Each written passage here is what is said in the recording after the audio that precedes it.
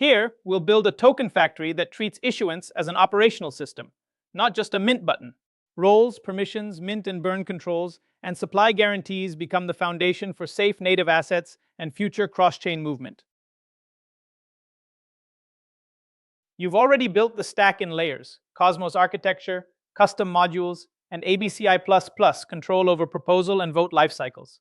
Now we'll bring those skills together in a production-grade token factory where issuing assets means handling authorization, supply safety, audit trails, and transaction controls from the start.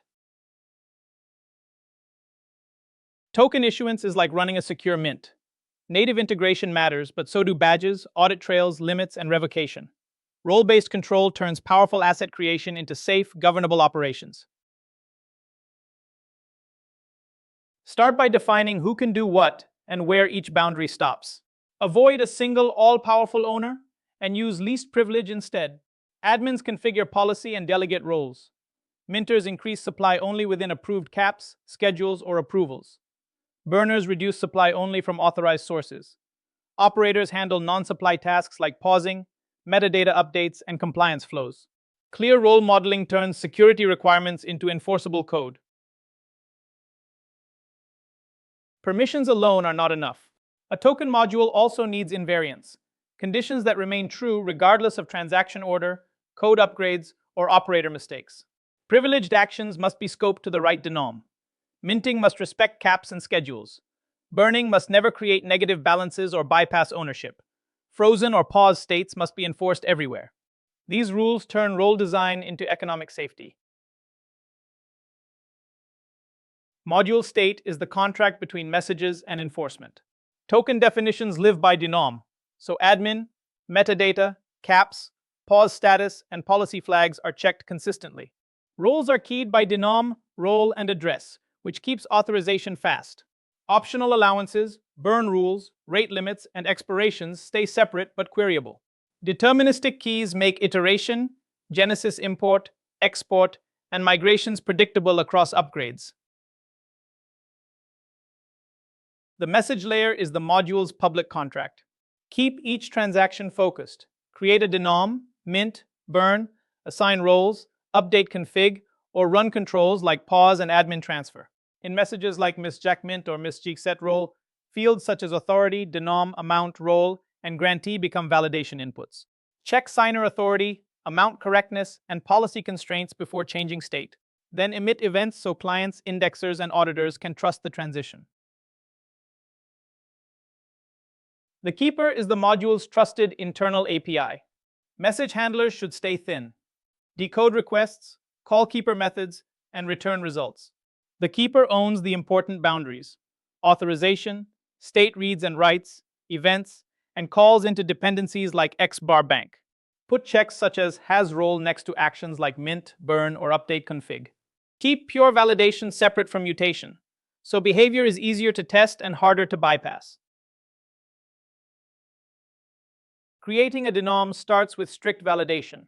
The chain checks the namespace, creator authority, symbol, base denom, and metadata before any state is written.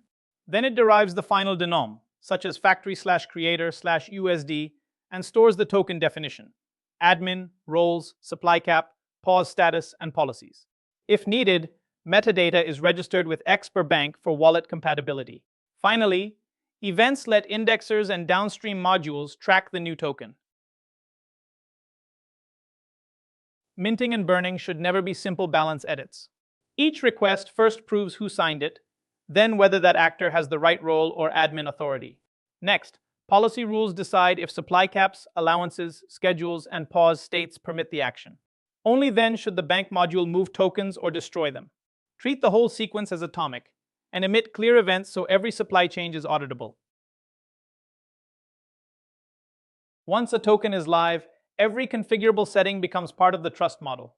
Low-risk updates can remain under admin control, but high-impact changes, like raising a supply cap, should move through governance or a time lock. Admin transfers need explicit acceptance, so control is not lost by mistake. If an operational key is compromised, revocation must work immediately. The goal is to define mutability upfront, so each change has the right authority and delay. Operational safeguards are the token circuit breakers and black boxes. If something goes wrong, pause controls let operators stop the risky action without freezing more than necessary. Rate limits and mint allowances contain damage from a compromised key. Events and telemetry make the system understandable during normal operations and incidents. Track actions, failures, supply changes, and role updates. The principle is simple. Design these controls before launch, not during the emergency.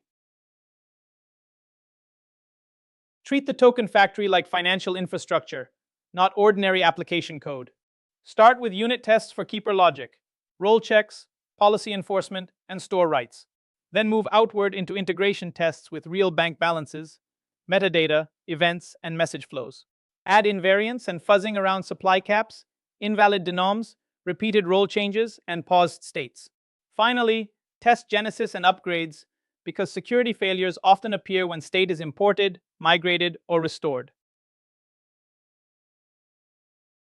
Most token factory behavior belongs in normal message and keeper logic.